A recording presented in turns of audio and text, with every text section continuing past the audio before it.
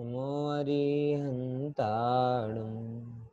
नमो सिद्धाणं नमो आयरियाणं नमो वज्रायाणं नमो लोये सौवसावणं मोक्षमार्गस्य नेतारं वेत्तारं कर्मभूभृतां ज्ञातारं विश्वतत्त्वानां वन्दे तद्गुण वन्दे तद्गुणलाब्धये वन्दे तद्गुणलाब्धये। कल हमने एक प्रकरण पे थोड़ी चर्चा की थी और उस प्रकरण को थोड़ा आगे भी बढ़ाया था हमने और प्रश्नार्थ भी रखा था। प्रश्नार्थ रखा था, कौन सा प्रकरण था वो? कौन बताएगा? है? किस प्रकरण को हमने प्रश्नार्थ रखा था? मुख्य रूप से चार शरीर का जोड़ा कौन सा बनता है? याद आ रही ना बात? और इस पे एक चर्चा भी, इस फुटनोट के बारे में बात हुई थी। फिर मुझे कुछ दिनेश भाई के ने कुछ पहुंचाया भी था मटेरियल, बराबर। अभी मैंने इसी बारे में सर्वार्थ सिद्धि ग्रंथ को रेफर किया, बराबर। और मैं वो आपको सर्वार्थ सिद्धि ग्रंथ के कुछ पॉइंट्स पढ़कर बताना चाहता हूँ, जिससे क्लियर हो जाता है कि एक साथ चार शरीर होते हैं तो कौन से होते हैं। पॉइंट समझ में? मुद्दा यहाँ से चालू हुआ था, शायद आप लोगों को याद हो या भूल गए हो तो फिर से याद कर लीजिएगा कि अपन ने ये स्लाइड पढ़ी थी, ये वाली, है ना। और इस स्लाइड में ये वाला जो ऑप्शन था ना, औदारिक और वैक्रियक, ये इस चीज पर अपनी थोड़ी आपत्ति हुई थी कि यार ये कैसे पॉसिबल है, क्योंकि औदारिक और वैक्रियक मैंने जो पढ़ा था वो मुझे याद था कि औदारिक और वैक्रियक एक साथ में नहीं होते।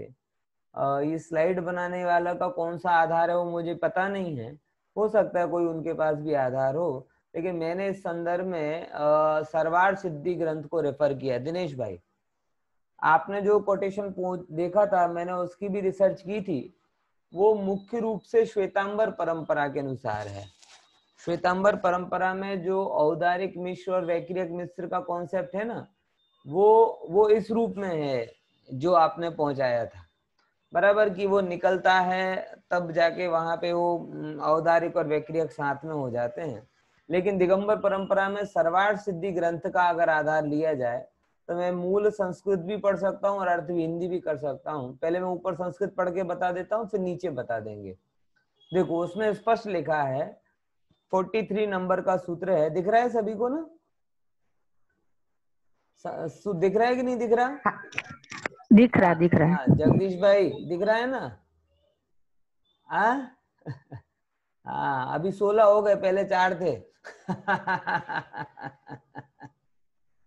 देखो, हाँ, तो यहाँ पे स्पष्ट रूप में लिखा है, ये लाइन देखिए, ये वाली लाइन, कि अन्यस्य चत्वारि, अन्य चार होते हैं, बराबर। कौन कौन से चार होते हैं? औदारिक, आहारक, तेजस और कार्बणानी।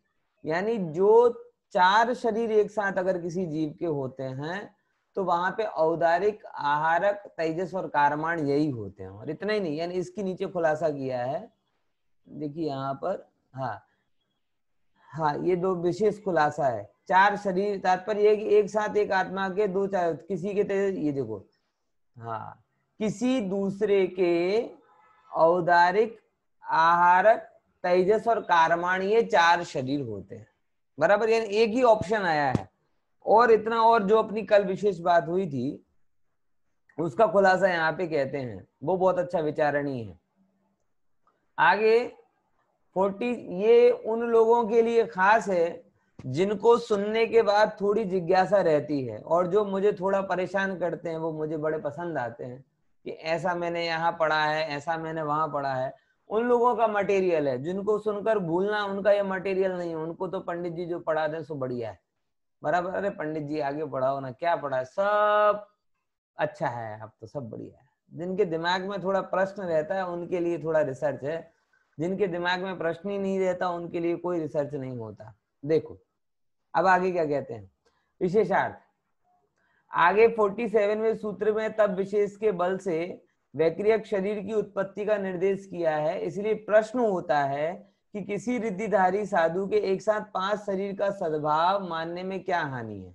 तो समाधान क्या करते हैं, मतलब कोई रिद्धिधारी को वैक्रियक रिद्धि भी हो जाए, आहारक रिद्धि भी हो जाए, दोनों रिद्धि एक साथ हो जाए। जैसे मैंने कल एग्जाम्पल में लिया था कि रिद्धि से उत्पन्न शरीर को शरीर अलग माना जाए तो भगवान के 5 शरीर मानने पड़ेंगे, बराबर। अथवा गणधरों के भी 5 शरीर एक साथ मानने पड़ेंगे। तो समाधान क्या है, समाधान यह है कि वैक्रिय एक साथ वैक्रियों और आहारक रिद्धि की प्रवृत्ति नहीं होती, एक बात। इसीलिए एक तो एक साथ आहारक के साथ वैक्रियक शरीर का अवस्थान नहीं बन सकता। अगर एक एंगल से रिद्धि से उत्पन्न शरीर को भी शरीर माना जाए तो भी एक साथ साधु वैक्रियक शरीर और आहारक रिद्धि दोनों रिद्धियों का एक साथ प्रयोग नहीं कर सकता, इसलिए एक साथ 5 नहीं आएंगे, एक बात। अब दूसरे नंबर की जो बात जिस पर अपन ने विशेष चर्चा, ये पहला पॉइंट ख्याल में आया, पहला पॉइंट ख्याल में आया कि नहीं आया भैया? देखो 2 बातें हैं। कौन कौन सी 2 बातें? पहले नंबर की बात, एक तो मूल शरीर और दूसरा रिद्धि से उत्पन्न शरीर। क्लियर? समझे कि नहीं समझे? जलपाबेन आ रहा है ख्याल में कि नहीं आ रहा?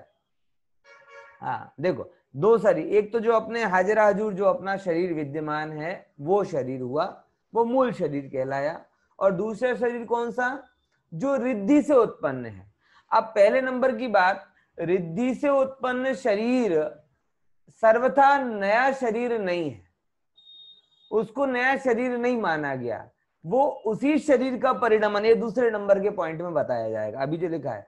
लेकिन अगर इन केस उसे उत्तर शरीर के रूप में भी स्वीकारा जाए, किसके शरीर के रूप में? फॉर एग्जाम्पल कर्म भूमि के मुनिराज को वैक्रियक रिद्धि प्रकट हुई और वैक्रियक रिद्धि के कारण उन्होंने अपने शरीर को लोक प्रमाण का, क्या कहते हैं, अड़ीदीप प्रमाण कर लिया, जम्बूदीप प्रमाण कर लिया, और आहारक रिद्धि के कारण पुतला निकला, बराबर। तो ये जो विक्रियक रिद्धि का खास है कि वह जो शरीर को बदला उन्होंने और बदलकर सुमेरु पर्वत के प्रमाण किया, उसको मूल शरीर नहीं कहा जाएगा, उत्तर शरीर कहा जाएगा एक एंगल से, बराबर। और एक एंगल से अगर उत्तर शरीर माना जाए तो अगर वो आहारक शरीर उनका निकल रहा है जो कि मूल शरीर है, उसी समय वैक्रियक शरीर नहीं निकल सकता, क्योंकि आहारक तो जिज्ञासा के लिए निकलता है और वैक्रियक शरीर तो कोई अन्य कार्य के लिए निकल सकता है। तो एक साथ 2 शरीर उत्पन्न नहीं हो सकते। तो एक कारण तो क्लियर हुआ। अब दूसरे नंबर की बात जो विशेष अपन ने चर्चा में कल ली थी, वो कौन सी थी? दिख रहा है सभी को? नहीं, एक सेकंड, अभी दिखेगा। हाँ, अब क्या कहते हैं उसमें? दूसरे तपो विशेष से। अब ये बात खास सुनना, इससे ही अपने पूरा, यही बात जो मेरे दिमाग में छपी हुई थी जो मैंने आपको कल बोली। दूसरे तपो विशेष से जो विक्रिया प्राप्त होती है वह औदारिक शरीर संबंधी ही विक्रिया है। ये मूल सर्वार्थ सिद्धि का जो भावार्थ है वो मैं बोल रहा हूं, बराबर। समझे कि नहीं समझे? दूसरे वो बराबर औदारिक शरीर संबंधी विक्रिया, उसे सेपरेट स्वतंत्र वैक्रियक शरीर मानना उचित नहीं है। अब देखो क्या कहते हैं, यहां से मुझे लगता है दिगंबर श्वेतांबर साहित्य में थोड़ा अंतर पड़ता है कि कर्म साहित्य में वैक्रियक शरीर नाम कर्म के उदय से जो शरीर प्राप्त होता है उसकी परिगणना ही वैक्रियक शरीर में की गई है, बराबर। इसीलिए अधिकारी भेद होने से औदारिक और आहार शरीर के साथ वैक्रियक शरीर नहीं बन सकता। अब यहां पे ये बात क्लियर हो जाती है, बराबर, कि कर्म साहित्य में वैक्रियक शरीर किसे कहा जाता है?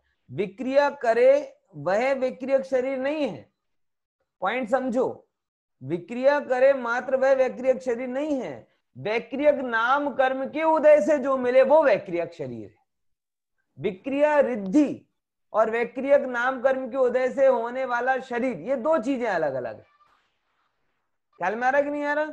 सबको समझ में आ रहा है ना? वो कल काफी चर्चा की थी, आज मात्र उसका प्रमाण प्रस्तुत कर रहा हूं, क्योंकि मुझे एक वक्ता के रूप में हमेशा इस बात की चिंता होती है, और जो सबको होनी चाहिए, कि किसी भी कक्षा में कोई विषय अगर मेरे थ्रू जाए तो प्रामाणिक हो। और प्रमाण के लिए कुछ और नहीं है, जिनवाणी का आधार ही अपने लिए मुख्य होता है। समझे? तो इसका मुझे विकल्प था कल से कि बात तो कह दी थी, लेकिन इसका प्रमाण है ये दिमाग में था, लेकिन उस समय स्थान पता नहीं था। तो अभी मैंने सर्वार्थ सिद्धि ग्रंथ जो आपके सामने खोला है वो उसकी पीडीएफ आपको सामने पढ़ रहा हूं, तो उसके आधार पे बात नक्की होती। देखो वही बात, कर्म साहित्य में वैक्रियक शरीर नाम कर्म के उद्देश्य जो शरीर प्राप्त होता है उसकी परिगणना ही, मतलब वैक्रियक शरीर किसे कहें, विक्रिया कर दे वो वैक्रियक शरीर नहीं है। कल के दिन कोई जादूगर, रिद्धिधारी अथवा विद्याधर वगैरह भी कोई रिद्धि बता सकता है क्या, उसे भी हम वैक्रियक शरीर बोलेंगे? बोले नहीं, वह उसे वैक्रियक शरीर नाम कर्म के उद्देश्य से नहीं मिली। यानी ये परिभाषा बड़ी क्लियर हो गई कि जो वैक्रियक शरीर नाम कर्म के उदय से मिलता है वही वैक्रियक शरीर होता है। औदारिक शरीर नाम कर्म के, औदारिक नाम कर्म के उदय से जो मिले वो औदारिक नाम कर्म ही होता है। और एक साथ एक जीव को, अब यहां से देखो, इसीलिए अधिकारी भेद होने से, अधिकारी मतलब मेन व्यक्ति, उसका भेद होने से औदारिक और आहारक शरीर के साथ वैक्रियक शरीर नहीं बन सकता, स्पष्ट शब्दों में बोल दिया। किसके कारण? अधिकारी भेद होने के कारण। अधिकारी मतलब कौन धारण करता है औदारिक शरीर को, कौन धारण करता है वैक्रियक शरीर को? तो शास्त्रों में स्पष्ट बताया है कि देव और नारकियों के लिए वैक्रियक शरीर नाम कर्म का उदय होता है, और मनुष्य और त्रियंचों को औदारिक शरीर नाम कर्म का उदय होता है। इसीलिए औदारिक शरीर नाम कर्म वाले को वैक्रियक शरीर नाम कर्म का उदय नहीं होता। इसीलिए यहां पर ये कहा है कि दोनों एक साथ नहीं हो सकते। समझ में आया? ख्याल में आया कि नहीं आया? अभी तो कोई स्पष्टता है लगभग लगभग। एक और यहाँ पर थोड़ी सी बात है, चलिए वो अगर कभी जरूरी होगी तो मैं आपको बता देता हूं, लेकिन अभी आप अपनी कल की जितनी चर्चा हुई थी उसके लिए इतना पर्याप्त है। बाकी किसी को जिज्ञासा हो तो ये सर्वार्थ सिद्धि ग्रंथ है, और अपने जो तत्वार्थ सूत्र के ऊपर बहुत सारे टीका ग्रंथ हैं, उनमें इस बात का खुलासा आप कर सकते हो। उसकी ये लाइन तो अपने लिए बहुत स्पष्ट है, अन्यस्य मतलब अन्य के चत्वारी औदारिक आहारक तेजस कर्मणानिति, ये विभाग बताया। अब देखो 3 में 2 विभाग अलग बताए, लेकिन 4 में मात्र एक बताया। ये नीचे वाला जो मैंने हिंदी में पढ़ा था वो भावार्थ था, और भावार्थ लिखने वाले भी ऐसे वैसे नहीं थे। कैलाश चंद शास्त्री, फूलचंद जी शास्त्री जैसे विद्वान जिन्होंने कितने ग्रंथों की टीका वगैरह लिखी है, इसीलिए वो उनका ग्रंथ वजनदार प्रमाण है, आचार्य के तुल्य उनके वचन प्रमाण माने जाते हैं, बराबर ना। तो अन्यस्य मतलब यहाँ पे देखो, अब मूल पाठ करता हूं कि अपरस्य त्रीणी, तीन में 2 ऑप्शन दिए, औदारिक तेजस कर्मणानी और वैक्रियक तेजस कर्मणानी, लेकिन अन्यस्य चत्वारी, चत्वारी में एक ही ऑप्शन दिया। कौन कौन सा? औदारिक आहारक तेजस कर्मणानी। बराबर समझे कि नहीं समझे? किन्हीं लोगों को लग रहा होगा कि ये क्या इतना लंबा कर दिया विषय को, लेकिन भैया ये जिम्मेदारी वाली बात है। बराबर? किसकी बात है? हाँ बोलिए दिनेश भाई, प्रश्न है आपका? दिनेश भाई आपकी आवाज बंद है, बंद चालू कीजिए फिर बोलिए। अपने मोक्ष शास्त्र में हाँ 220 पेज के ऊपर हाँ ये दोनों विकल्प दिए हैं। किसकी? सर्वार्थ सिद्धि की? सर्वार्थ नहीं, अपने मोक्ष शास्त्र में, अपने मोक्ष शास्त्र में, अपने मोक्ष शास्त्र जो रामजी भाई वाला, रामजी भाई वाले में। अच्छा अच्छा, आप उसका स्कैन पेज पहुंचाइएगा, उसमें दोनों विकल्प दिया है। उसमें ये अभी जो बताई वो तो नहीं, उसमें 4 में 2 विकल्प है। नहीं वही मैं बोल रहा हूँ कि ये जो मैंने आपके लिए प्रमाण रखा ये सर्वार्थ सिद्धि ग्रंथ का प्रमाण है, और उसके नीचे उन्होंने कोई प्रमाण लिखा होगा ना, आप इसीलिए मैं कह रहा हूँ आप फोटो को स्कैन करके कुछ पहुंचाइए तो अपन टैली कर लेंगे। उसमें कोई, इन्होंने टीका में कुछ प्रमाण नहीं दिया है, उसमें जो 36 लिखा है। आप उस सूत्र पेज का, मैं 220 नंबर पेज अभी मेरे पास यहाँ पे नहीं रखा, सॉफ्ट कॉपी के रूप में होगा वो, पर बाद में चर्चा कर लेंगे। आप उस पेज को, आप उस पेज की फोटो मुझे पहुंचाइएगा, अथवा जाके अपन देख लेंगे उसमें। बराबर? तो उसके बाद में बाकी ये जो मैंने बोला है उससे लगभग मूल ग्रंथ और भावार्थ दोनों से सब स्पष्ट हो जाता है। तो ये जो दूसरी व्याख्या बनती है उसकी चार के अविकल्प, वो किस आधार से बनता है वो थोड़ा विचारणीय हो जाता है, क्योंकि आज मैंने वहां पर देखा तो दिगंबर ग्रंथों के प्रमाण में इस रूप में बातें थोड़ी कम मिली। फिर भी ये यही अंतिम है ऐसा नहीं कहना चाहता, अगर उसकी कोई विवक्षा होगी। देखो दूसरे नंबर की बात, आपको सबसे इंपॉर्टेंट बात कहूं, ये जो भी चीज है ये हमें अपनी आंखों से तो दिखने वाली कभी है नहीं। हम पंचम काल में जन्मे हैं, हमें कोई व्यतिरिक्त शरीर वाला नहीं मिलने वाला, कोई हमें आहारक शरीर वाला नहीं मिलने वाला। इसलिए हमारे पास एकमात्र प्रमाण कौन सा है? आगम प्रमाण है, बराबर। अब आगम प्रमाण जो जो बताएगा, आगम के नेत्र जो जो बताते जाएंगे हमें वो स्वीकार है। लेकिन आगम जब भी कभी आप प्रमाण की बात करें तो जैसे मैंने आपको सामने रखा, ये एक जनरल बात है हमेशा के लिए, कि मैंने आपके सामने रखा कि देखो ये मूल आचार्य का ये लाइन है, बराबर। फिर अब उस आचार्य की बात को अन्य अन्य अर्थ से करके बताएं, वो अन्य भावार्थ उसके अंतर्गत आता है, बराबर, वो मूल प्रमाण के अंतर्गत नहीं आता। तो अगर कोई बात मूल प्रमाण मूल ग्रंथ आचार्यों के आधार पर मिलती है तो हमें बिल्कुल सर आंखों पर है, सब केवली की वाणी उनके आधार पर हम बोल रहे हैं, इसके अलावा और कोई अभिप्राय नहीं। और जितने भी वक्ता बोलते हैं सब केवली की बात को ही बोलते हैं, इसीलिए उसमें कोई किसी को पर्सनल तो कुछ मेरा तुम्हारा आपका किसी का चल नहीं पाता। जहां जहां जैसे जैसे आगम लेके जाएगा वहां वहां वैसे वैसे हम जाएंगे, उसके अलावा हमारे पास कोई आधार नहीं, बराबर। तो ये जो 43 नंबर सूत्र की व्याख्या सर्वार्थ सिद्धि ग्रंथ में जो की वो मैंने आपके सामने रखी, बराबर। देखो अब अपन आगे का सूत्र पढ़ते हैं। यहां से अपन ने जो रिमेनिंग अपना जो चैप्टर था उसको अपन बढ़ा के आगे करते हैं। देखो निरुपभोग का भी अंतर अपन ने किया था, तेजस शरीर को निरुपभोग क्यों नहीं कहा इसका भी कारण अपन ने समझा था। अब 45 नंबर का सूत्र अपने को लेना है, ओके हाँ जी हाँ। और ऐसे सही बताऊं, ऐसी जब कोई चर्चा करता है आगम आदि, हाँ बोलिए समता बहन बोलिए। पंडित साहब मेरा ये प्रश्न था कि जो तेजस शरीर है उसका निमित्त क्या बनेगा, क्योंकि वो तो योग से रहित है और उसको जीव भोगता भी नहीं है। हाँ तेजस शरीर का निमित्त किस में, होने में कि निकलने में? दो चीज, दोनों में। तेजस एक तो रिद्धि रूप निकलता है, उसमें तो शुभ तेजस और अशुभ तेजस। शुभ तेजस के लिए बाहरी निमित्त होते हैं, किसी के दुख आदि को देखना, और अशुभ तेजस के लिए बाहरी निमित्त होते हैं कोई तकलीफ, कोई आपको परेशान करे और आपका अपने ऊपर से नियंत्रण हट जाए तो अशुभ तेजस वहां से निकल सकता है। और तेजस शरीर के होने में मतलब जो अपने साथ में तेजस शरीर है उसके होने में तो तेजस नाम कर्म निमित्त है। पांचों के पांच शरीर के होने में उस जाति का नामकर्म निमित्त होता है, बराबर। पॉइंट समझे सब?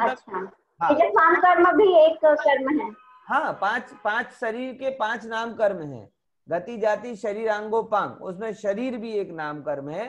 तो नाम कर्म के पांच भेद किए, गति औदारिक शरीर नाम कर्म, वैक्रियक शरीर नाम कर्म, आहारक तेजस और कारमण। और उसी के आधार पे तो अभी हमने नक्की किया ना कि औदारिक शरीर नाम कर्म और वैक्रियक शरीर नाम कर्म ये दोनों शरीर नाम कर्म के रूप में एक साथ नहीं हो सकते, क्योंकि दो में से किसी एक का ही उदय होगा और एक का उदय होगा, इसलिए शरीर भी एक ही कहा जाएगा। और बाकी जो दूसरे का काम कर रहा है औदारिक शरीर होते हुए वैक्रिया के जैसा काम कर रहा है वो वैक्रियक शरीर नहीं, औदारिक शरीर की ही विक्रिया है, ऐसा समझना चाहिए उसको। पॉइंट समझना है? समझे कि नहीं समझे? देखो तो तेजस का काम तेजस नाम कर्म से। हाँ तेजस का आधार तेजस शरीर नाम कर्म। अब जिसके शुभ तेजस नाम कर्म का उदय होता है उनके शरीर की शुभ ऑरा वगैरह होती है, और जिनके अशुभ तेजस नाम कर्म का उदय होता है उनके अशुभ ऑरा वगैरह होती है। ये सरल सी वस्तु है वहां पे, ओके हाँ। 45 नंबर का सूत्र, गर्भ सम्मूर्छनजम माध्यम, बोलिए मध्यम। हाँ गर्भ सम्मूर्छनज माध्यम, गर्भ सम्मोचनज माध्यम। हाँ बराबर। अब क्या कहते हैं वहां पे? आद्यम, आद्यम मतलब आदि का। कौन सा शरीर है आदि का? पांच शरीर में सबसे पहला शरीर कौन सा था? औदारिक। तो कहते हैं औदारिक शरीर। अब देखो आचार्य कितनी कंजूसी करते हैं शब्दों में। वो ये नहीं कहते गर्भ सम्मूर्छन औदारिकम, क्योंकि औदारिक में लगते हैं 4 अक्षर और आद्यम में लगते हैं 2-2.5 अक्षर। तो आचार्य कहते हैं सबसे बड़े कंजूस शब्दों के प्रयोग करने में हमारे आचार्य भगवान हैं।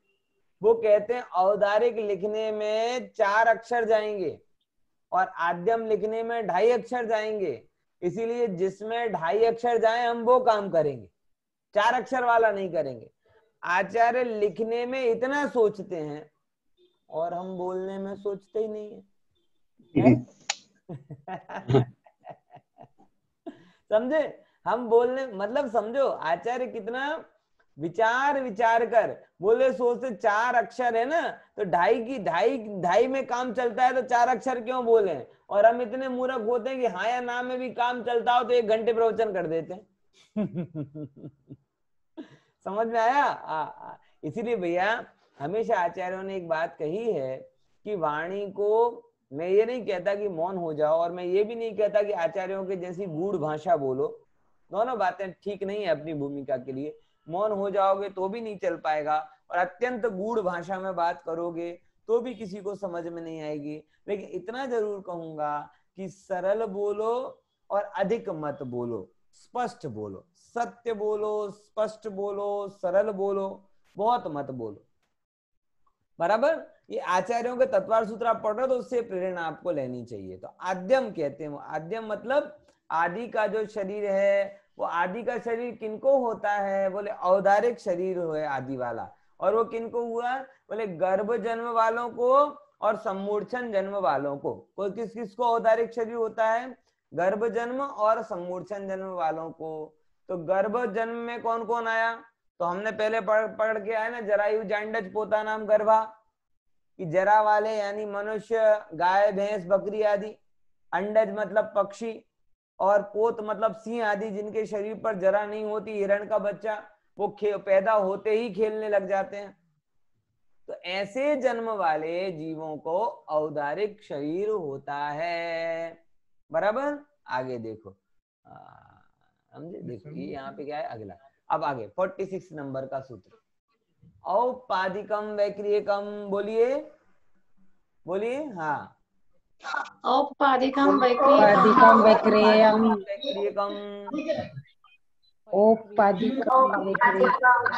इसमें खुलासा किया, इसमें खुलासा किया है कि जिन जिनका उपपाद जन्म होता है उनका वैक्रियक शरीर होता है। बराबर? अगर सब लोग म्यूट कर दें ना तो सबका पता, अनम्यूट कर दें तो कितने का पता चल जाए कि कहाँ कहाँ टीवी चल रही है, कहाँ कहाँ फोन चल रहा है, कहाँ कहाँ अन्य अन्य काम चल रहा है। लगता है विक्रिया रिद्धि प्रकट करनी पड़ेगी, सबके घर में जा जाके देखना पड़ेगा कि कौन क्या क्या कर रहा है, कितना सुन रहा है, कितना नहीं सुन रहा है। ध्यान रखना भैया, समझो। थोड़ा ऐसा लगेगा कि विषय है लेकिन उसको सुनोगे उतना समझ में आएगा। हाँ जी, हाँ कौन चाले से भाई म्यूट करियो तो है। चलो, प्रश्न था क्या कि हो गया समता बहन आपका प्रश्न? हाँ चलो। नहीं मेरा कोई प्रश्न। हाँ वो हाथ अभी तक उठा हुआ था आपका तो मैंने लोअर हैंड कर दिया। देखो, औपाधिकम वैक्रियकम में बात आई थी कि जिन जिनका भी उपाद जन्म होता है उनका वैक्रियक शरीर होता है। बराबर? उपाद जन्म में कौन कौन आए? सरल सा उपाद जन्म की क्या व्याख्या है बताओ जरा मुझे, कौन बताएगा? उपाद जन्म की क्या व्याख्या है? देव। देव व्याख्या है? अरे शैया पे उत्पन्न। एग्जाम में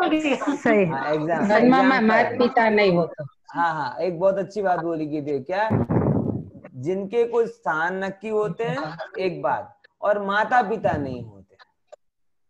बराबर? जैसे कि देवों की संपुट सैया और नारकियों का कैसा होता है उपाद स्थान? मदपुड़े की जैसे, शंख की जैसे, कि जो उल्टे मुंह वहां से लटकते हैं और नीचे गिरते हैं। बराबर ख्याल में है? ये किसके कहलाते हैं? ये उपपाद जन्म है, उपपाद जन्म वाले कहलाते हैं। बराबर। तो जिनके माता पिता के बिना, सम्मूर्छन उपपाद के बीच में फंडामेंटल अंतर क्या, किस बात का आया? बोलो। सम्मूर्छन वालों में भी माता पिता नहीं है, उपपाद वालों में भी माता पिता नहीं है, क्या अंतर आया था? फिक्स स्थान नहीं है। हाँ, स्थान का चक्कर है कि ये सम्मूर्छन वाले फेरिया वाले हैं और उपपाद वाले दुकान वाले हैं। मतलब उपपाद वालों की कमाई फिक्स जगह पर ही होती है और सम्मूर्छन वाले तो फेरिया हैं, जहां लारी लगा दी वहीं कमाई चालू हो जाएगी, ऐसे समझ लेना। ओके, यहाँ से तो जो उपपाद जन्म से जो शरीर होता है वैक्रिया नियम से वैक्रिया की होता है। अब आगे के दो शरीरों के बारे में कहते हैं। लब्धि प्रत्ययम चा, बोलिए। लब्धि प्रत्ययम चा। देखो अभी चर्चा किसकी चल रही है अपनी? लास्ट में चर्चा अपनी वैक्रिया की आई। तो वैक्रिया की चर्चा में ही उन्होंने एक बात कह दी कि ये जो वैक्रियक शरीर का कार्य है, ये वैक्रियक शरीर का कार्य लब्धि से भी होता है। किससे होता है? लब्धि मतलब वृद्धि से भी होता है। मतलब वैक्रियक शरीर वगैरह जो होते हैं या उसके जैसे कार्य जो होते हैं वो रिद्धि के माध्यम से भी होते हैं। जिसे हमने चर्चा में लिया था कि विक्रिया रिद्धि होने पर जो जो काम वैक्रियक शरीर करता है वो काम औदारिक शरीर चाहे तो कर सकता है। चाहे तो, ये शब्द जुड़ा हुआ है। विष्णु कुमार मुनिराज को विक्रिया रिद्धि प्रकट हो गई थी, लेकिन उनको पता तक नहीं था। उनको पता है कहानी में ये क्या हुआ था कि उनको बताना पड़ा। दूसरे एक क्षुल्लक जी गए विष्णु कुमार मुनिराज के पास में और कहते हैं कि साहब आपको विक्रिया रिद्धि प्रकट हो गई है। तो विष्णु कुमार जी कहते हैं क्यों मजाक कर रहे हो? मैं ऐसा तो नहीं बोला था। लेकिन उन्हें खबर ही नहीं थी। बोले अरे नहीं साहब आपको प्रकट हुई, मानो तो। बोले हम नहीं मानते। तो फिर उन्होंने शास्त्र में बताया वहां पे कथा में कि उन्होंने ऐसा करके फोर्स किया कि बोले आप ऐसा हाथ को लंबा करो। तो जैसे ही उन्होंने हाथ को लंबा करने की कोशिश की तो हाथ लंबा ही होता गया। तब जाके उन्हें पता चला कि ये मेरी रिद्धि तो मुझे विक्रिया रिद्धि प्रकट हो गई। यानी कहना ये चाह रहे हैं कि वैक्रियक शरीर वाला और औदारिक शरीर को जो विक्रिया रिद्धि प्रकट होती है उनके अंदर में अंतर इतना है कि वैक्रियक शरीर वाले को तो शुरू से ही पता होता है कि मेरे को ये मेरा शरीर ही ऐसा है। लेकिन औदारिक शरीर वाले को जब रिद्धि प्रकट होती है तो उसको पता भी नहीं होता कई बार कि मुझे रिद्धि प्रकट हो गई है। तो उनके शरीर में कोई परिवर्तन नहीं होता। लेकिन जो औदारिक शरीर है वही एक विशेष विक्रिया रूप कार्य करने लगता है। बराबर ना? देखो ये बात यहाँ पर आती है। लब्धि से भी विक्रियक शरीर होता है। अब देखो तेजसम अपि, चा शब्द से निकल गया वैक्रियक। चा शब्द है ना, चा। लब्धि प्रत्ययम चा मतलब लब्धि से भी होता है क्या? वैक्रियक शरीर। अब फिर कहते हैं 48 में तेजसम अपि, तेजस भी होता है। तेजस भी होता है मतलब क्या होता है? अब देखो ऊपर तो लब्धि भी लिखी, ऊपर लब्धि लिखी, शरीर का नाम नहीं लिखा, और नीचे शरीर का नाम लिखा तो लब्धि नहीं लिखी। ख्याल में ना सूत्रकार की शैली? ऊपर किसका नाम नहीं लिखा कि ऊपर शरीर का नाम नहीं लिखा, क्योंकि चा शब्द है ना, चा शब्द। तो चा शब्द क्या बताता है कि चा मतलब जो आपने पहले बोला था वही शरीर। तो वो अपन ने चा शब्द से वहां पे वैक्रियक शरीर ग्रहण कर लिया। और यहाँ पे अपि शब्द से लब्धि अर्थ ग्रहण करना है। बराबर?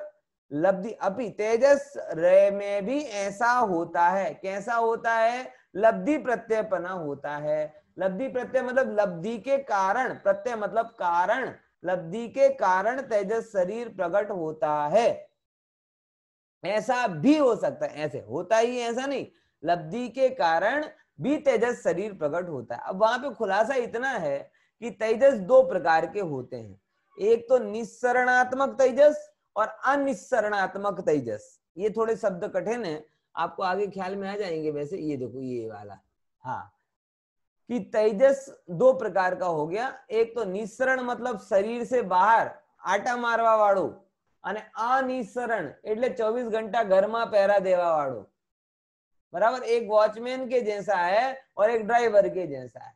वॉचमैन का काम है घर से बाहर नहीं निकलना और ड्राइवर का काम है घर में नहीं बैठना, भैया तुम घर में है। तो एक निश्चरण तेजस होता है जो शरीर से बाहर निकलता है, पुतला जो दीपायन मुनिराज का निकला था, और एक अनिश्चरण तेजस होता है जो शरीर में ही रहता है लेकिन वह शरीर को कांति देने वाला होता है। देखो इसका बताया भी है कि स्वामी कौन है इसके, स्वामी बोले सभी संसारी जीव है, कांति तो। और निशरण में कौन है बोले रिद्धिधारी मुनिराज। किसका परिणमन है, तो यहाँ पे बताया अनिशरण तो तेजस वर्गणा का परिणमन है, और निस्सरण वाला जो है वो निस्सरण वाला तेजस शरीर आहार वर्गणा का ही विशेष परिणमन यानी औदारिक शरीर का ही परिणमन है। पॉइंट समझ में आया कि नहीं? आहारक शरीर वो औदारिक शरीर का ही परिणमन है। अब देखो इसका खुलासा यहाँ पे समझ लेना है ना, अभी अपन बाद में चर्चा करेंगे इसकी, ठीक है। तो ये थोड़े जहाँ पे पीछे जाते हैं, ये 3-4 सूत्र अपने हुए ना, तो ये क्लियर हुआ ना। अब देखो अब इसका थोड़ा खुलासा करते हैं। वैक्रियक शरीर 2 प्रकार से होता है, कौन कौन से? उपपाद जन्म से और लब्धि से, बराबर। उपपाद जन्म से होता है वो तो आपको पता है, और लब्धि से होता है वो भी आपको पता है। खुलासा करते हैं। उपपाद जन्म से किसको होता है? देव और नारकियों को ही होता है। और लब्धि से किनको होता है बोले मुनिराज को तप विशेष से प्राप्त रिद्धि, कि तप विशेष से कोई रिद्धि प्राप्त हो जाए ऐसे मुनिराजों को वैक्रियक शरीर होता है। अब है किसका परिणमन बोले वह औदारिक शरीर का ही परिणमन है। ही शब्द में बात की है, का भी परिणमन है ऐसा नहीं है, का ही परिणमन है। बराबर ना, ये समझे ना अर्थ? अब देखो अब तेजस शरीर 2 प्रकार का होता है, अनिसरण और निस्सरण, निकलने वाला और नहीं निकलने वाला। उसका खुलासा किया जिसकी अपन ने चर्चा की, तीनों बातें है ना। आगे देखो निश्चरण तेजस जो होता है मतलब निकलने वाला ड्राइवर टाइप का जो तेजस होता है वो 2 प्रकार से होता है। कौन कौन सा? शुभ और अशुभ। शुभ तेजस कैसे निकलता है? शुभ तेजस इसके कुछ अंतर बताए हैं, बहुत अच्छे 4 अंतर बताए इसके। कि सबसे पहले शुभ तेजस जो है वह करुणा के कारण निकलता है और अशुभ तेजस क्रोध के कारण निकलता है, बराबर। ये इसमें जितनी भी टाइपिंग मिस्टेक आपको दिखाई दे ना उस पर ध्यान नहीं दे, उनको अवॉइड करें। वो करुणा क्रोध लिखा है, क्रोध नहीं लिखा, के नहीं लिखा, का लिखा है, उसको अवॉइड करें और मेन टेक्स्ट को देखें, बराबर। करुणा के कारण कोई मुझे क्या होता है चलो पहले समझ लेते हैं। करुणा के प्रसंग कहीं पे महामारी आ जाए, बराबर। अभी ऐसे कभी में हम लोग मित्र गण थे ना, चर्चा कर रहे थे कि कोरोना का बहुत ज्यादा भयंकर होने की ऐसे समय में कोई शुभ तेजस रिद्धिधारी मुनिराज आवे और उनके शरीर से ऐसा शुभ तेजस निकले कि पूरा भारत एक झटके में कोरोना रहित हो जाए। ये डॉक्टर वैक्सीन शोधने की बात करते रहे और मुनिराज का शुभ तेजस अगर होवे तो मुनिराज का शुभ तेजस एक क्षण में सारे भारत को दुख रहित कर सकता है। लेकिन इतना पुण्य भी तो लोगों के पास, ऐसे मुनिराज भी तो होने, अपन तो मुनिराज नहीं होने चाहिए। मुनिराज वाली बात मतलब निमित्त की बात। अब निमित्त तो आपके हिसाब से आएगा नहीं, वो अपना बादशाह है। तो पुण्य प्रबल होगा तो ऐसी घटना बनेगी। लेकिन डे बाय डे जिस तरीके से हमारी पापमयी प्रवृत्तियां चल रही हैं, उन पापमयी प्रवृत्तियों में ऐसे अद्भुत पुण्य की कल्पना करना ये बहुत अतिरेक है। इसीलिए भैया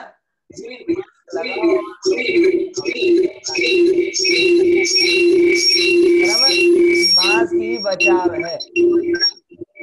समझे कि नहीं समझे? देखो अभी जो चल रही ना तुम्हारी बात सब कि जब तक वैक्सीन नहीं आए तब तक मास की वैक्सीन है, मास की बचाव है। लेकिन अगर शुभ तेजस वाले कोई मुनिराज होवे और इतने ही नहीं होने मात्र से काम नहीं होता, ऐसी करुणा आवे, क्योंकि करुणा वाला विषय बड़ा गजब है। आप 10 भिखारी को देखते हो, कभी कभी किसी के ऐसे पाप का उदय आता है कि उसकी पीड़ा भी खराब भयंकर होती है, तो भी आपके ऊपर आपको उसके ऊपर करुणा नहीं आती। आपके मन में ये विचार आता है कि देखो ये दारूडिया है, इसको अपन पैसे देंगे दारू पी लेगा, ये घर में मारपीट, मतलब करुणा का भाव नहीं आता। उसको जरूरत है, आपके पास साधन है होने के बावजूद भी उसके पुण्य का उदय नहीं है, और उसके पुण्य के उदय के कारण आपके करुणा का संचार नहीं होता, और आपके करुणा का संचार नहीं होता तो जेब में पैसे होने पर, इच्छा होने पर, उसको जरूरत होने पर भी लेन देन पूरा नहीं होता। और वैसे ही कई लोग ऐसे होते हैं भिखारियों में भी कि जिनको देखते ही आपके अंदर में ना है ना तो कहेंगे आप पूज जाइए, तो उनके पुण्य के उदय के कारण आपके हृदय में करुणा का संचार होता है, और उस करुणा के कारण आप उसके हित के लिए कोई काम करते, ये व्यवस्था है। अब अगर शुभ तेजस वाले मुनिराज भी यहाँ पर आए लेकिन हमारे को देखकर उनको करुणा ही ना आवे तो भी कोरोना मतलब कोरोना की बात कही, शुभ तेजस उनका निकलेगा नहीं। हाँ, करुणा आ जाए दुख को देखकर, पुण्यवान अगर कोई जीव हो और देखकर करुणा आ जाए तो वो बात अलग है, उनके लिए रोग दूर करना बहुत बड़ी समस्या नहीं है। लेकिन वो तो ये विचारते कि भले मानस, कोरोना तो साल भर पहले से आया है और दुखी तो तू अनंत काल से है, तो हम तेरे कोरोना को हटा देंगे तो कल रोना आ जाएगा, परसों मरोना आ जाएगा, तरसों कोरोना, कितनी बीमारियां आ जाएंगी, तो क्या फर्क पड़ता है। इसीलिए जब तक कोई जीव अपने अंदर के मोह मिथ्या राग देश आदि को दूर नहीं करेगा तब तक कितने ही तेजस निकल जाए कोई भी उसको आत्यांतिक एब्सोल्यूट रूप से सुखी नहीं कर पाएगा। बराबर। देखो, तो करुणा के कारण निकलता है, अशुभ तेजस क्रोध के कारण निकलता है। निकलने की जगह में भी चेंज है, जो राइट शोल्डर में से निकलता है शुभ, बराबर, और लेफ्ट शोल्डर मतलब बाएं कंधे में से निकलता है वो कहलाता है अशुभ। ओके, ये जगह भी अलग अलग है। आगे देखो, एक और अंतर है, शुभ तेजस का रंग भी कैसा होता है, श्वेत वर्ण, व्हाइट होता है, और आकृति भी कैसी होती है उसकी, शुभ आदि को ही होती है, अच्छा देखने में शोभनीक लगता है। लेकिन अशुभ तेजस कैसा होता है, सिंदूरी वर्ण का, मतलब लाल जो होता है ना, माताएं बहनें पहले लगाती थी, ऐसा कहना पड़ेगा, सिंदूर लगाती थी ना लाल रंग का, चटक लाल, और बिलाव मतलब बिलाड़ा जो होता है ना उसके आकार का होता है। अब करता क्या है, शुभ तेजस निकलता है तो रोग मारी आदि को दूर करता है, और अशुभ तेजस निकलता है तो मन में रही विरुद्ध वस्तु, अब गजब, मन में रही विरुद्ध, जिन जो चीजें विरुद्ध लग रही थी उसको, और साथ ही साथ स्वयं को भी भस्मीभूत कर देता है। मतलब दीपायन मुनि को जब अशुभ तेजस निकला था, प्रसिद्ध घटना, हालांकि मैं प्रश्नार्थ रूप में करना चाहता था कि भाई किसको अशुभ तेजस निकला था, तो अधिकतर लोगों को पता होगा, लेकिन फिर भी मैं बता दिया कि दीपायन मुनि का अशुभ तेजस के रूप में प्रसिद्ध दृष्टांत है। आपके गुजरात की घटना है कि द्वारिका में सारे यदुवंशी इकट्ठे हो गए, और मैं पूरी घटना नहीं बता रहा, क्रमबद्ध पर्याय की पुस्तक में आपने पढ़ी होगी, अनेकों बार सुना होगा कि बार क्या गजब घटना है, वो बहुत गजब है। एक नाटक भी बना है उसके ऊपर, मुंबई पार्ला पंच कल्याणक में नाटक भी हुआ था इस बारे में, आप पढ़िएगा उसको, देखिएगा, यूट्यूब पर भी मिल जाएगा। तो वो सब द्वारिका को दीपायन मुनि के कंधे से निकला और पूरी द्वारिका को जला दिया, और इतना ही नहीं, जिसके कंधे से निकला उनको भी जला दिया। दीपायन मुनि लास्ट में आके स्वयं को भी भस्म कर दिया। अब जरा जल्दी शुभ तेजस का एग्जाम्पल बता दो, कौन बताएगा, शुभ तेजस किनको निकला था,